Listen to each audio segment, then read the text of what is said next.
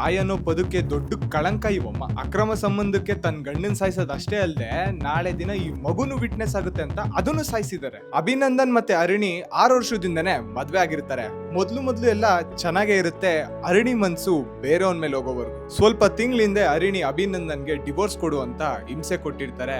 ಆದ್ರೆ ಅಭಿನಂದನ್ ಇವಾಗ ಡಿವೋರ್ಸ್ ಕೊಟ್ರೆ ಈ 5 ವರ್ಷದ ಮಗು ಕತೆ ಏನಾಗುತ್ತೆ, ಇದ್ರ ಭವಿಷ್ಯಕ್ಕೋಸ್ಕರ ಆದ್ರೂ ನಾವಿಬ್ರು ಜೊತೆಗಿರೋಣ ಅಂತ ಬುದ್ಧಿ ಹೇಳಿರ್ತಾರೆ. ಆದ್ರೆ ಆ ಹೆಣ್ಣು ಕೇಳೋ ಪರಿಸ್ಥಿತಿಯಲ್ಲೇ ಇರ್ಲಿಲ್ಲ. ಭಾನುವಾರ ರಾತ್ರಿ ತನ್ನ ಗಂಡನ್ನ ಮತ್ತೆ ಮಗುನ ಮಲಗಿಸಿ CCTV ಆಫ್ ಮಾಡಿ ಬಾಯ್ ಫ್ರೆಂಡ್ ನ ಕರ್ಸಿ ಗಂಡನ್ನ ಸಾಯಿಸಿದ್ದಾರೆ.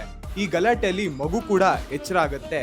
ನಾಳೆ ದಿನ ಇದು ವಿಟ್ನೆಸ್ ಆಗುತ್ತೆ ಅಂತ ತನ್ನ ಮಗು ಅಂತಾನು ನೋಡದೆ ಸಾಯಿಸಿದ ಮಹಾನ್ ತಾಯಿ. ಬೆಳಗ್ಗೆ ಏನು ಗೊತ್ತಿಲ್ಲ ಅನ್ನೋ ತರ ಪೊಲೀಸರು ಫೋನ್ ಮಾಡಿ ನಾಟಕ ಮಾಡಿದಾಳೆ. ಆದ್ರೆ ನಮ್ ಕರ್ನಾಟಕ ಪೊಲೀಸು ಸಖತ್ ಕಿಲಾಡಿ ಈ ನಾಟಕನ ಬೇಗ ಕಂಡಿಡಿದು ಅವಳನ್ನ ಜೈಲ್ಗೆ ಹಾಕಿದ್ದಾರೆ. ಆದ್ರೂ ತನ್ನ ಕೈಯಾರೆ ತುತ್ತಿನ್ಸಿದ್ ಕೈಯಲ್ಲೇ ಕೊಲೆ ಮಾಡೋದಕ್ಕೆ ಹೇಗ್ ಮನ್ಸ್ ಬರುತ್ತೆ? ಈ ಜಗತ್ತಲ್ಲಿ ಯಾರನ್ನ ನಂಬೋದೋ ಯಾರನ್ನ ಬಿಡೋದೋ ಗೊತ್ತಾಗ್ತಿಲ್ಲ.